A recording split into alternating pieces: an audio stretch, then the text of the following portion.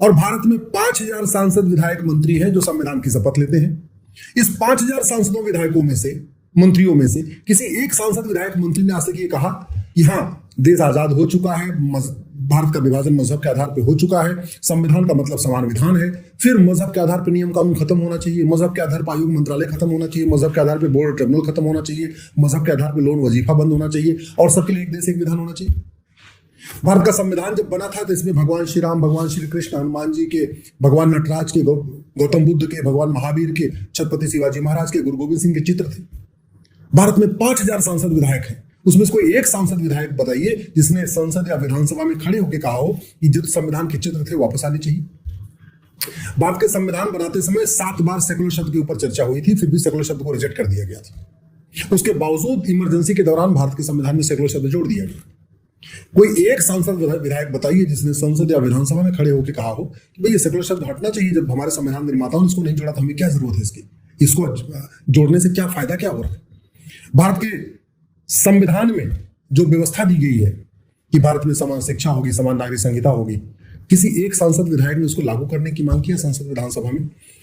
आज तक हमने भगवत गीता को राष्ट्रीय ग्रंथ घोषित नहीं किया, हमने रामायण को राष्ट्रीय ग्रंथ घोषित नहीं किया, जबकि भगवत गीता और रामायण धार्मिक ग्रंथ है।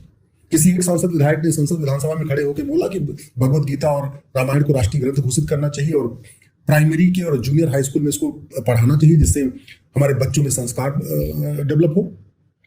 भारत में air pollution, water pollution, voice pollution, land pollution, plastic pollution, thermal pollution, radio active pollution, visual pollution, litre pollution, light pollution से 10 लाख लोगों की अकाल मौत हो रही है। पोल्यूशन से 10 तरीके के पोल्यूशन है, उससे साल में 10 लाख लोगों की अकाल मौत हो रही है। और एकाएक भी नहीं हो रही है, ऑल सडन भी नहीं हो रही है। पहले 2-3 साल लंबी बीमारी चलती है, कैंसर की बीमारी, डायबिटीज की बीमारी, कोलेस्ट्रॉल की बीमारी, हर्निया की बीमारी, स्टोन की बीमारी, ठीक है, लीवर की बीमारी, किडनी की बीमारी, और घर का जो कुछ सेविंग होती है, जमीन जायदाद सब कुछ बेचना कई बार पड़ जाता है। उसके बावजूद 10 लाख लोग बचते नहीं, खत्म हो जाते हैं। ये 10 लाख लोगों की अकाल मौत के ऊपर कभी संसद विधानसभा में किसी एक सांसद विधायक ने इसके ऊपर चर्चा किया, इसके मूल कारण और स्थायी समाधान को सोचने की कोशिश किया क्या? भारत में माइनॉरिटी कमीशन चल रहा है, माइनॉरिटी फिल्म मिनिस्ट्री चल रही है, माइनॉरिटी के नाम पे लोन, माइनॉरिटी के नाम पे वजीफा, माइनॉरिटी के नाम पे स्कूल, माइनॉरिटी के नाम पे कॉलेज, माइनॉरिटी के नाम पे यूनिवर्सिटी। लेकिन माइनॉरिटी कौन होगा आज तक इसको डिफाइन नहीं किया गया, परिभाषित नहीं किया। क्या आपके सांसद विधायक ने कभी संसद विधानसभा में खड़े होकर माइनॉरिटी को डिफाइन करने की बात किया? और चलो आपके सांसद विधायक ने नहीं किया, भारत में तो 5,000 सांसद विधायक हैं, कोई एक सांसद विधायक बताइए जिसने संसद विधानसभा में कहा हो कि भैया माइनॉरिटी को डिफिनेशन करना चाहिए। वैसे माइनॉरिटी मेजोरिटी क्यों? जब भारत में सब लोग एक समान है तो फिर माइनॉरिटी मेजोरिटी का डिवीजन क्यों? सुप्रीम कोर्ट कह चुका है कि माइनॉरिटी मेजोरिटी का डिवीजन हमारे लिए अच्छा नहीं है। भारत का जो डिवीजन हुआ है, जो भारत को 1947 में विभाजन हुआ है, वो मजहब के आधार पर हुआ है। फिर मजहब के आधार पर माइनॉरिटी मेजोरिटी क्यों चलना चाहिए? और वैसे भी अगर माइनॉरिटी को डिफाइन भी करे तो माइनॉरिटी की यूनिट जो है वो 100 हो सकती है। भाई कुछ 100 लोग हैं तो माइनॉरिटी कहलाएंगे, या माइनॉरिटी की यूनिट 1000 हो सकती है, कुछ 1000 है तो माइनॉरिटी कहलाएंगे, या माइनॉरिटी की यूनिट मैक्सिमम लाख हो सकती है कि कुछ लाख लोग माइनॉरिटी कहलाएंगे। करोड़ तो माइनॉरिटी की यूनिट नहीं हो सकती ना। दुनिया के 200 देशों में 150 देशों की जनसंख्या 1 करोड़ से कम है, तो फिर भारत में जो लोग 1 करोड़ से ज्यादा है माइनॉरिटी कैसे हो सकते हैं? तो कभी इसके ऊपर आपके सांसद विधायक ने, या भारत में जो 5,000 सांसद विधायक है उसमें से किसी एक सांसद विधायक ने संसद या विधानसभा में इसके ऊपर चर्चा किया क्या? आखिर सांसद विधायक को वेतन भत्ता, गाड़ी बंगला, free air ticket, free rail ticket, आजीवन पेंशन मिलता किस लिए है? जो संविधान में बातें लिखी हुई हैं उनको लागू करने के लिए मिलता है, संवैधानिक मुद्दों पे बात करने के लिए होता है। हमारे सांसद विधायक तू मैं कर रहे हैं, आरोप प्रत्यारोप कर रहे हैं, नूरा कुश्ती कर रहे हैं, बतौलेबाजी कर रहे हैं, तू चोर मैं सिपाही कर रहे हैं, शेरो शायरी कर रहे हैं, भाषणबाजी दे रहे हैं, खूब लच्छेदार बातें हो रही है, टीवी पे लड़ रहे हैं, संसद में लड़ रहे हैं, विधानसभा में लड़ रहे हैं, लेकिन जो संविधान कहता है उसके ऊपर तो कोई चर्चा ही नहीं कर रहे। क्या ये ठीक है क्या? और अगर ये गलत है तो आपने इस गलती के खिलाफ आवाज उठाई क्या? अगर आप वास्तव में किसी पार्टी के गुलाम नहीं है, किसी संगठन के गुलाम नहीं है, किसी नेता के गुलाम नहीं है, वास्तव में आप स्वतंत्र हैं, वास्तव में आप अपनी बुद्धि और विवेक का उपयोग करते हैं, तो कभी आपने इन चीजों पे कभी लिखने की कोशिश की, कभी बोलने की कोशिश की, कभी किसी को टोकने की कोशिश किया क्या? भारत में 50% समस्याओं का मूल कारण है घटिया कानून, सड़ी हुई न्याय व्यवस्था, तारीख पे तारीख, फर्जी शिकायत, फर्जी जांच, फर्जी गवाही, फर्जी सबूत, फर्जी विटनेस, फर्जी एविडेंस, फर्जी मार्कशीट, फर्जी आधार, फर्जी राशन कार्ड, फर्जी ड्राइविंग लाइसेंस, फर्जी बर्थ सर्टिफिकेट, फर्जी वोटर आईडी, फर्जी पासपोर्ट, फर्जी वसीयत, फर्जी विरासत, सब कुछ फर्जी वाला चल रहा है। इतना फर्जीवाड़ा चीन जापान सिंगापुर में क्यों नहीं है? कभी आपके सांसद विधायक ने कभी संसद में सवाल उठाया, विधानसभा में सवाल उठाया क्या? कभी आपके सांसद विधायक ने संसद विधानसभा में खड़े होकर इस पे कठोर कानून बनाने की मांग किया क्या? भारत में भ्रष्टाचार के कारण साल में 2 लाख लोगों की अकाल मौत हो रही है। चीन में भ्रष्टाचारियों को फांसी होती है। कभी आपके सांसद विधायक ने या 5000 सांसद विधायक में से किसी एक सांसद विधायक ने संसद विधानसभा में चीन जैसा कानून, भ्रष्टाचार विरोधी कानून भारत में लागू करने की मांग किया क्या? चीन में 100% प्रॉपर्टी जब्त होगी, चीन में नागरिकता खत्म की जाती है, चीन में फांसी दी जाती है भ्रष्टाचारियों को। ऐसा कानून भारत में भी होना चाहिए। किसी एक सांसद विधायक ने बात किया क्या? आपको समाजवाद की घुट्टी पिलाई जाएगी, अंबेडकरवाद की बात की जाएगी, लोहियावाद की बात की जाएगी, गांधीवाद की बात की जाएगी, कभी पेरियारवाद की बात की जाएगी, कभी नेहरूवाद की बात की जाएगी। ऐसे आपको लोग भ्रमित करते रहते हैं और आप भ्रमित होते रहते हैं। आप इन लच्छेदार भाषणों में पड़े रहते हैं। कभी आपने सोचा कि वास्तव में जो होना चाहिए वो हो रहा है कि नहीं हो रहा?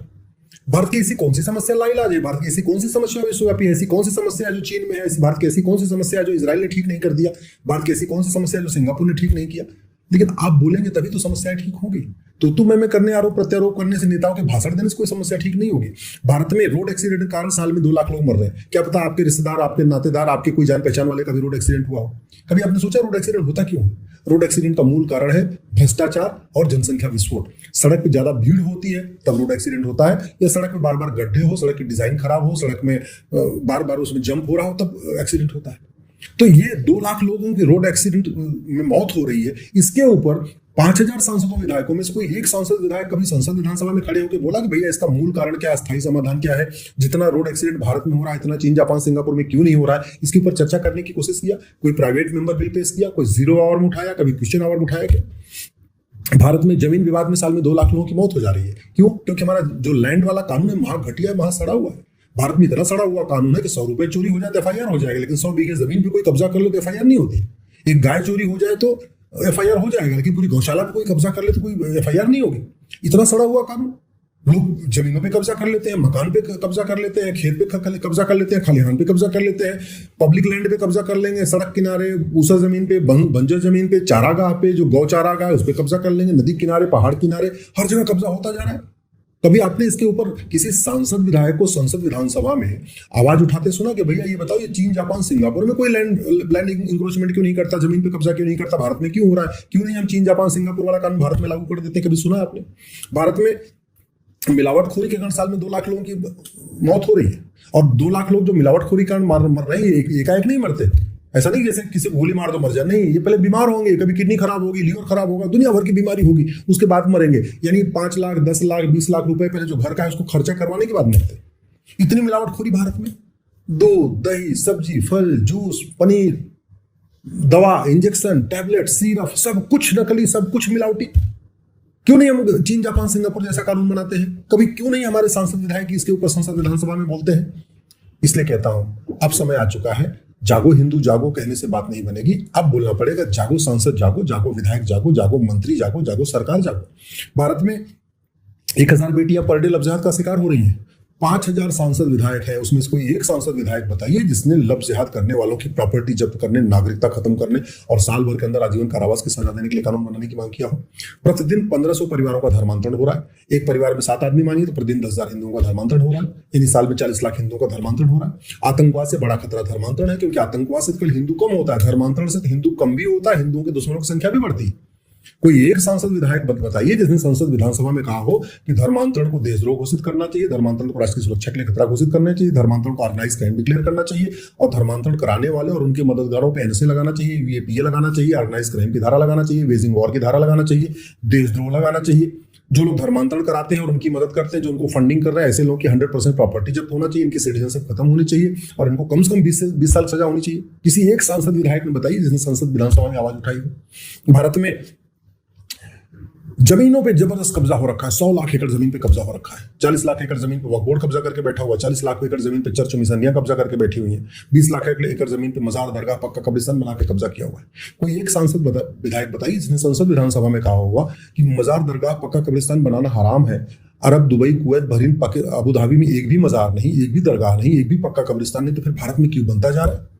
क्यों किसी एक व्यक्ति ने बोला कि अवैध निर्माण करने पे और जमीन पे कब्जा करने वालों को कम से कम 10 से 20 साल सजा देने के लिए कानून बनना चाहिए? किसी एक सांसद विधायक का नाम बताइए इसने बोला हो।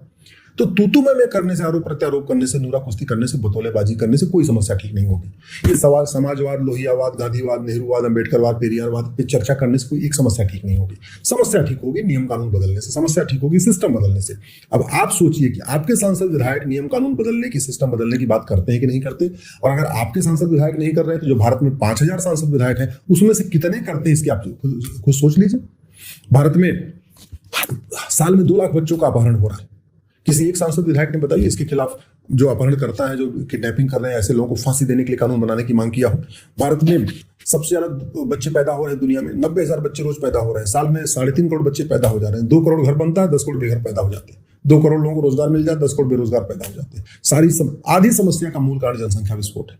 किसी एक सांसद विधायक ने संसद विधानसभा में उठ के कहा हो भैया हम 2 हमारे 2 ठीक है, दूसरी बार जुड़वा हो जाए तो 3 बच्चे भी ठीक है, लेकिन जो चौथा बच्चा पैदा करेगा उसकी नागरिकता खत्म करने, और उसकी सिटीजन, उसको 10 लाख रुपए जुर्माना और 10 साल सजा देने के लिए कानून बनना चाहिए। कोई एक सांसद विधायक ने मांग किया तो आप बताइए, तो फिर समस्या ठीक कैसे होगी जब 50% समस्याओं का मूल कारण जनसंख्या विस्फोट है।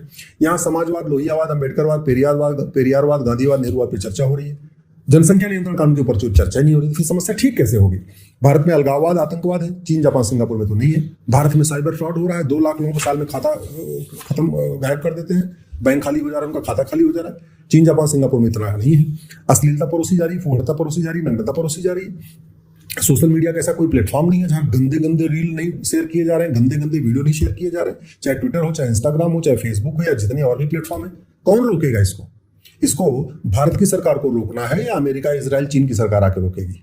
आखिर कौन रोकेगा? कभी आपने सोचा इसके ऊपर?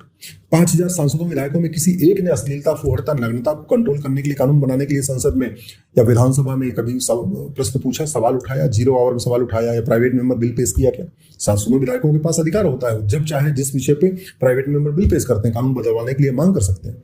भारत में आज भी मुगलों का मदरसा चल रहा है, मुगल चले गए फिर भी मदरसा चल रहा है, अंग्रेज चले गए फिर भी उनका कॉन्वेंट चल रहा है, उनका मॉन्टेसरी चल रहा है। देश आजाद हो गया लेकिन हमारा गुरुकुल शिक्षा व्यवस्था वापस आई नहीं, हमारी वैदिक शिक्षा व्यवस्था वापस आई नहीं।